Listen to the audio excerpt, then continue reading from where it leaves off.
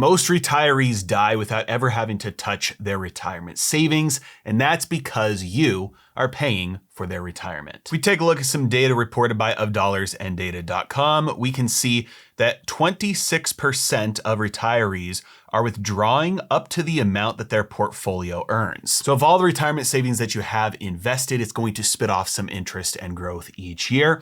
And over 1/4 of retirees are only taking just the amount that their portfolio grows by every single year, which means they are not touching the principal at all. But an astonishing 58% of all retirees are actually withdrawing less than their investments earn. In other words, if you've got $1 million retirement portfolio between all of your investments and it grows by, let's say, $100,000 per year, these retirees, over half, the majority of them, are withdrawing less than it actually grows by. So less than that 100 grand in this example. This means that a staggering 86% of all retirees in the United States never have to draw down on their own wealth. This means that from the time somebody retires to the time they die, typically their wealth is actually still increasing. A United Income study showed that the average retired adult who dies in their 60s leaves behind $296,000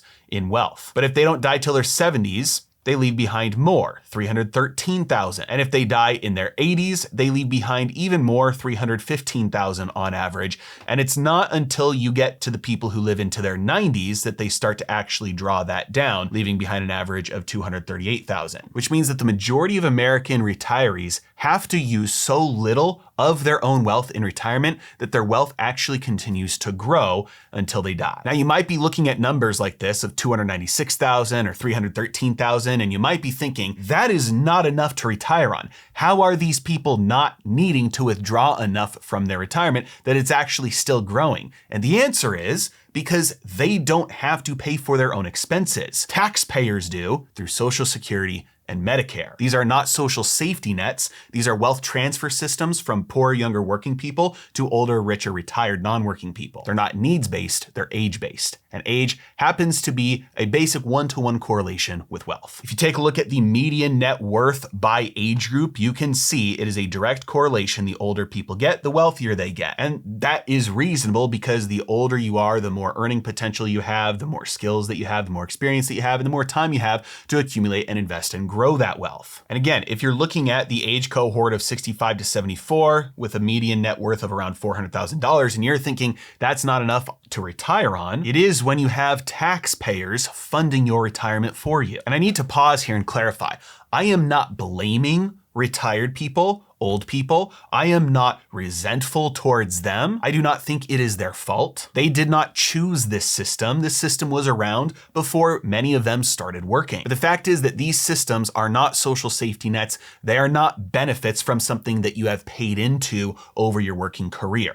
Money was taken from you and paid to somebody else. They lied to you. You were not investing in anything. You were not paying into a fund. You were not storing money away and then paying it back to you. The only way that retirees are currently getting any of these benefits is because money is being taken from people who are less well off. And the unfortunate reality here is that this system is very quickly approaching a place where it might fall off a cliff because Social Security is bankrupt. There is less money going in than there is going out. There is a trust fund with a pool that is being depleted year after year, and within 7 years, it will be empty. And unfortunately, the deadline for when the Social Security fund will be empty is approaching faster and faster, not slower. The most recent update from this year shows that the trust fund will be depleted 1 year sooner than they originally thought last year. The Social Security trust fund will be depleted in 2033. And at that time, 77% of the benefits will be payable. In other words, for every $100 that the government is paying out to current retired people, there are only $77 the government is taking from current workers. The only reason they are able to still pay that $100 to current retirees right now is because there is some left over from back decades ago when the demographics were flipped and there were more working people to take money from than retired people to give that money to. But this is not a new problem. This is not something that we haven't known about for a long time. This is something that has been known would happen for decades. And in fact, the deadline has not been just moving further away like we've been kicking the can down the road. The deadline has actually been approaching sooner, faster, quicker. This is a report from Social Security released all the way back in 2010. And at that time, they thought that the Social Security fund would not run out until 2037. So as time has gone on, not only are we approaching the drop dead date sooner, but that drop dead date has gotten closer and closer. It's been moving backwards in time. We originally thought it wouldn't happen until 2037. Now we know it's going to happen closer to 2033. That is in 7 years from now. Just for comparison, 2020 was 5 years ago. And in a little over 5 years from now, the Social Security fund will be empty. So the question is, what is going to happen when the Social Security fund is depleted? And there is no good answer. Because unfortunately, this is not a social safety net. This is not a system that cares for the people who can't care for themselves. This is a system that, like it or hate it, is a direct wealth transfer system that takes money from younger, poorer people who actually work, and it just gives it to people who are older and richer and don't work. And so it seems the morally fair answer would be to just end the program altogether. Maybe replace it with something that is means tested or needs based so that if there are seniors who are actually dependent on it, that they don't die. We already have systems in place that are needs based and means tested, like supplemental security income and food stamps. This is not something that would be impossible to do, except when you consider the political implications. And once you realize that everybody who is currently receiving Social Security are very active voters, and you realize politically, this is not what is going to happen. And I'm talking mostly about Social Security here, but Medicare is the exact same thing. There is no fund for it. But again, it's just taking money from young, poor working people and handing it or using that to pay for the medical expenses of old people who are rich and retired. It is a direct subsidy for the rich being paid for by the poor. And we already have a system designed with means testing that is needs-based for medical care, and that's called Medicaid, which means that you cannot seriously make an argument that you care about equality, that you think inequality is bad, that you should tax the rich, that we should have social safety nets for the poor, and at the same time advocate for Medicare and Social Security, because they are literally the exact opposite of that. And it's not the fault of the old, rich retirees. They had money taken away from them their entire life to pay for other old people who at that time were older and richer and retired. But just because you got something stolen from you does not justify you continuing to steal from somebody else.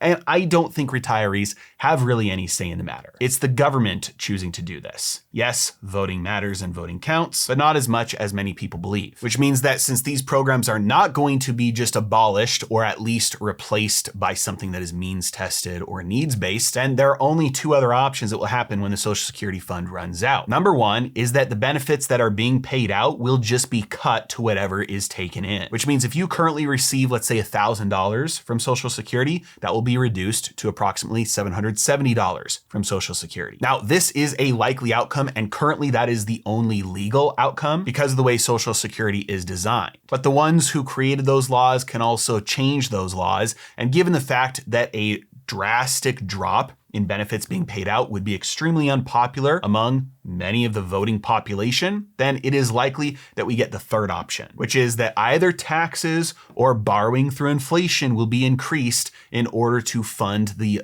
shortfall. In other words, benefits will stay the same, there will be no cut, and they will just take more money from everybody else through taxation and inflation. Because remember, every dollar the government spends is either taken directly from one person or indirectly from all. They're either going to take it from you in your paycheck, or they're just going to create new money out of thin air, which only has purchasing power that it has taken from all existing dollars. You don't notice it, but you do notice the prices at the grocery store going up, which means that again, younger, working, poorer people are going to be paying for this either way. I would like to finish this off by saying that I think that those who can have a responsibility to care for those who can't. I believe the only moral way that that can be done is voluntarily, which is why I personally give a lot to charity, and I make sure that that money is actually going to what those charities say that money is going to, and it's taking care of the people who cannot take care of themselves. It is also true that Social Security and Medicare are not this. They are directly taking from those who are worse off and giving to those who are better off. And not only that,